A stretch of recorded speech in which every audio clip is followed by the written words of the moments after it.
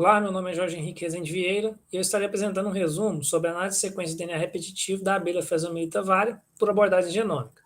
Esse trabalho foi desenvolvido no Laboratório de Histogenética de Insetos da Universidade Federal de Viçosa, sob orientação da professora Denilson Menezes Lopes e colaboração da doutoranda Jaqueline Amorim Pereira.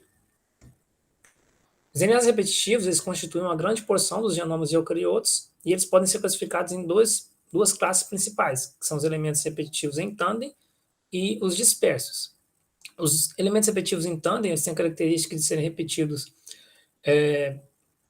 terem monômeros repetidos um ao lado do outro várias vezes, e são constituídos pelos DNA satélites, mini-satélites, microsatélites e algumas famílias de genes, como os genes de histonas e os DNAs ribossomais.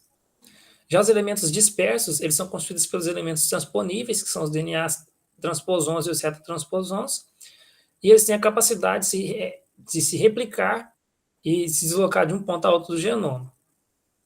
Essas sequências elas são relacionadas com algumas funções, como a regulação, a manutenção da heterocromatina, regulação da expressão gênica e também a montagem dos centrômeros. Os DNA satélites eles constituem uma grande porção da parte repetitiva em tandem e também constituem grande parte da heterocromatina. Eles possuem monômeros de algumas centenas de pares de base que se repetem milhares de vezes no genoma. Essas sequências elas evoluem por um processo chamado evolução em concerto, que consiste na homogeneização de uma nova variante de um DNA satélite e na fixação dessa variante pela reprodução sexuada. Essas sequências elas evoluem rapidamente, são bastante variadas, mas apesar dessa característica, algumas espécies relacionadas podem compartilhar as mesmas bibliotecas de DNA satélites, que é a chamada hipótese de bibliotecas. Devido ao seu caráter bastante variado, essas sequências elas têm sido utilizadas em estudos evolutivos para elucidar a evolução dessas sequências e do próprio genoma, como a evolução cromossômica, alinhando as técnicas genômicas com técnicas citogenéticas. O gênero Phrasomeliita ele é um gênero de abelhas sem ferrão, pertencente à tribo Meliponine, e tem uma distribuição principalmente neártica e neotropical. Ocorrem 16 espécies no mundo, sendo 13 dessas encontradas no Brasil. Aqui nós temos uma foto da Phrasomeliita varia, que é a abelha que é estudada nesse trabalho.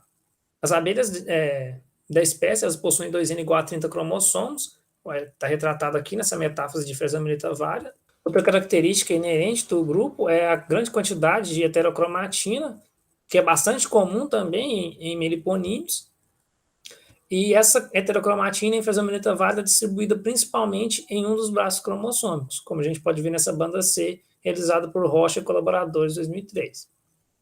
E essa heterocromatina ela é rica em AT, que são características inerentes aí de meliponídeos, uma heterocromatina abundante e rica em pares de base AT.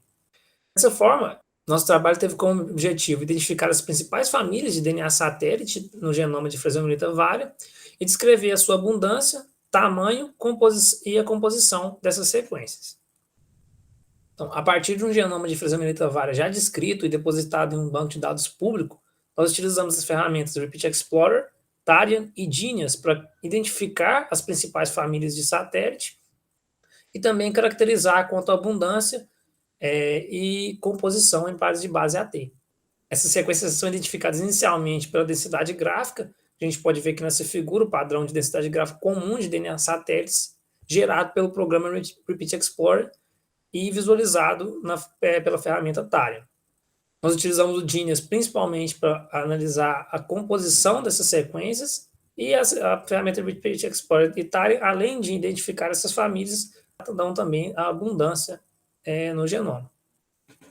Dessa forma, nós identificamos 7 famílias de DNA satélites que estão listadas da mais abundante para a menos abundante nessa tabela e identificamos também uma superfamília constituída pelo satélite FVariSat 03-145 e FVariSat 07-145.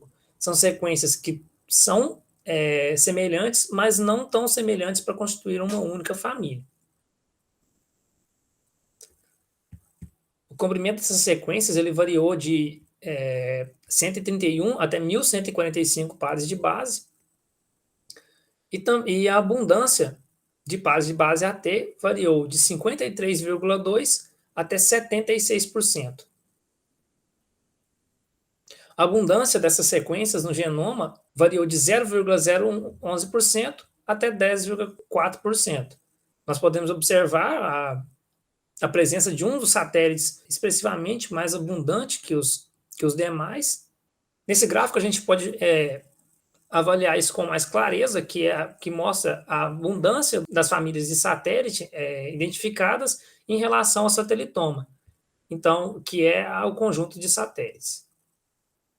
Então, a gente pode ver que 86,3% do satelitoma é constituído por um único satélite, que é aquele que apresenta abundância no genoma de 10,4%, enquanto os demais satélites possuem uma abundância no satelitoma menor que 10%.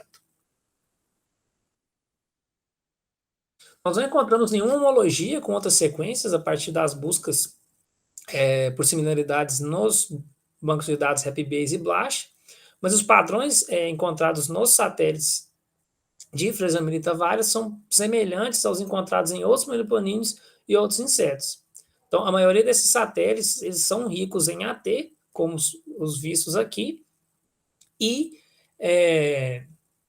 essa característica ela se dá ao fato da heterocromatina ser rica em AT e essas sequências estarem localizadas principalmente em regiões heterocromáticas.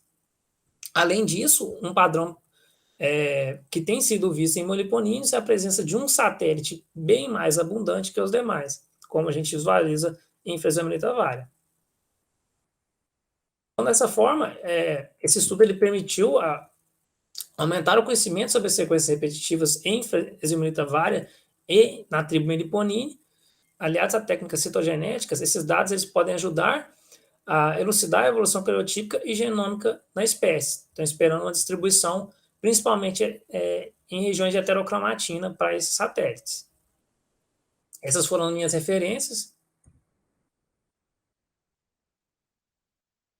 Eu agradeço à CAPES, ao CNPq e ao FV pelo apoio técnico e financeiro. Muito obrigado.